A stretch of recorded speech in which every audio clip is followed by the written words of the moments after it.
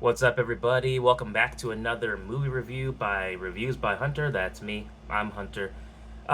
Today's review is for the newest horror movie, Bring Her Back, that just released. I went and saw it yesterday, and yeah. So this movie, honestly, I probably won't do a lot of explaining in this review because I left the theater still being a little bit confused on certain things. Um, but I'll just tell you, just jumping right into it, what I thought. Overall, I think it's a good horror movie. It definitely isn't just a horror movie. I feel like it's one of those where the trailer is like a little misleading because the trailer, I thought it was going to be like a paranormal through and through, trying to bring people back from the dead movie, which yes, that is in there, but also along the way, it's also like a psychological movie. Sort of like most of it, it was centered around like almost played out like a family psychological thriller type of thing with paranormal stuff as a like not a side plot but just an additional plot to the movie. But it works.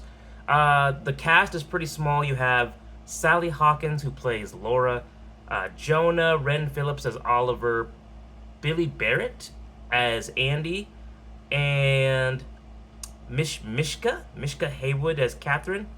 Um, and it's not telling me who plays the other sister, Piper. Of course, it's not.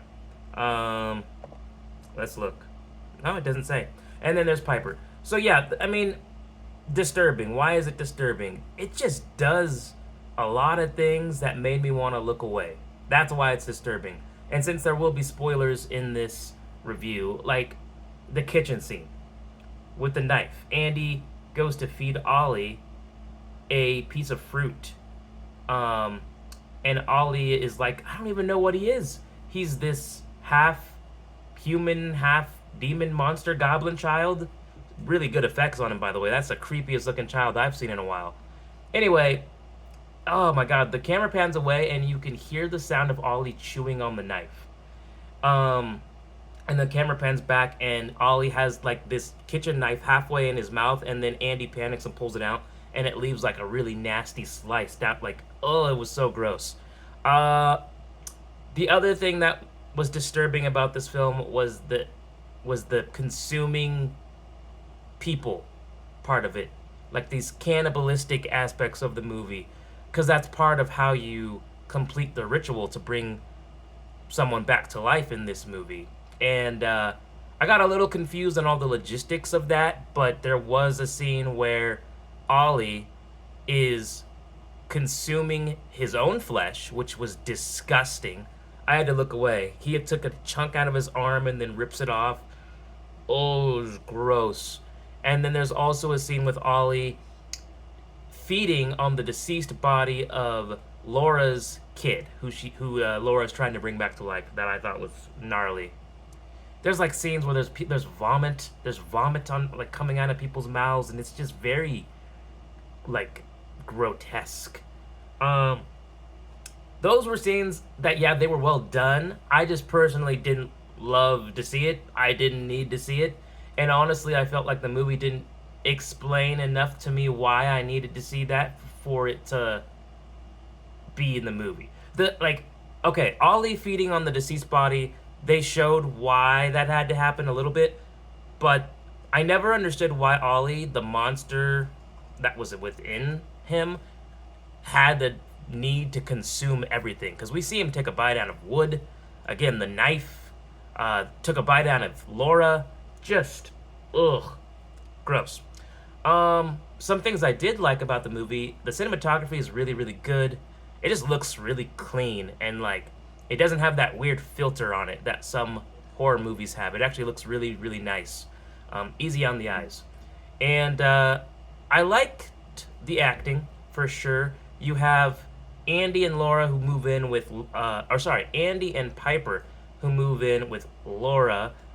She becomes their new foster mom, and Laura is like this really quirky, eccentric type of woman, but you could tell that like something's really off about her, so it makes you wonder what's going on.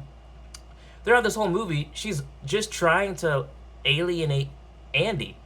And I didn't understand if she was trying to set him up to look abusive, which there are kind of themes on, sort of a little bit of almost maybe the origins of abuse. We find out that Andy got beaten by his father when he was a kid, but the father never touched Piper. And when he was 8 years old, he kind of got jealous, lashed out, and hit Piper when he was 8.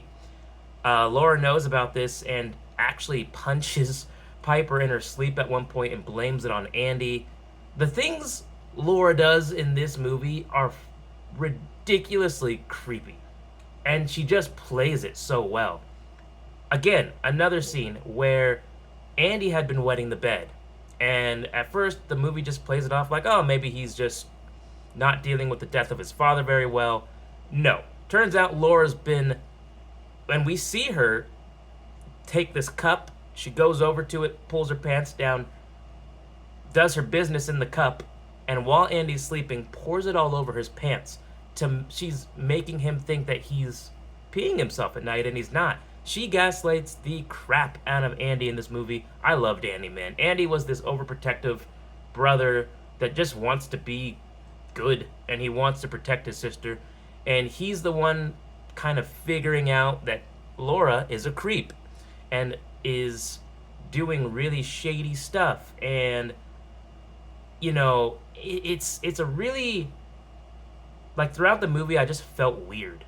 It's a very weird movie that somehow ends up feeling like it's a good movie, but still really weird. Weird enough I wouldn't want to see it again in theaters, to be honest with you.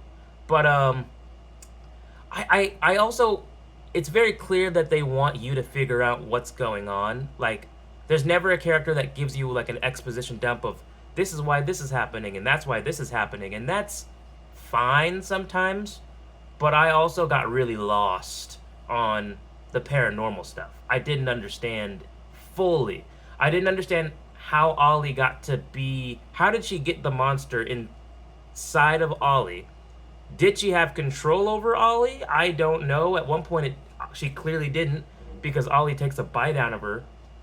And like the ritual, I didn't understand the ritual. There are tapes that show people that had successfully done it in the past, and it was still a little. I kind of wasn't putting all the pieces together. I understood that in order to bring someone back to life, you have to have someone that dies in the same way that the deceased did. Then you have to have someone like Ollie that consumes. See, now I'm messing it up. Someone like Ollie that consumes the deceased to get their soul into them. And then they have to, I think, consume the new host of that body. They're supposed to purge the new soul into that soul. I don't know. Regardless, it's kind of a slow burn. Very dialogue heavy, but it's like engaging enough. Again, like, it was weird. Halfway through, I felt like I was watching a different movie than what I signed up for, because we weren't seeing a ton of paranormal stuff. Not really. You see Ollie, like, his eyes will change color. You can see he's turning into something inhuman throughout the film, and very clearly is a piece of this ritual that Laura is trying to complete. I felt sad, by the way, that Laura does end up killing Andy. She hits him and the social worker with a car near the end of the film, and then drowns Andy in this muddy puddle because it's raining. And I was like, man, Andy was the one person that, like, was trying to stop all of this, and now he's dead. So how... I thought Laura was gonna complete the ritual. She doesn't, which was fine, I guess. The movie ends with Laura. She I guess drags her deceased daughter, Catherine, into the pool with her, and she's like cradling her. And we can assume that Laura drowned herself then. She was in the process of trying to drown Piper, and Piper like says, "Mom, stop." And I guess that was enough for Laura to come to her senses and sort of regret that she has now kidnapped one child, Ollie, whose real name was Connor, tried to drown Piper, another child, and successfully killed a third child in Andy, and ran over the social worker with a car. So I did not feel bad for Laura's ending at all. She got what was coming to her. For being such a young cast, like, again, I can't talk enough about how good they did. Everyone, Jonah Ren Phillips as Oliver, man. Oh, creepy little devil child. I don't know what he was supposed to be. Again, they don't explain a lot of things, and so I was sitting there like, wait a minute, what just happened? Like, I understood, but I didn't understand. That's why overall, I gotta give the movie like a 7 out of 10, which I know some people are gonna think that's low, because I've seen people talk really, well about this movie from what I've seen online. I don't like the cannibalistic parts of it. I just don't enjoy ever seeing on screen people eating other people or eating their own flesh, especially when it involves kids. I had to look away. That was too much for me. Not the kind of horror that I love. Excuse me.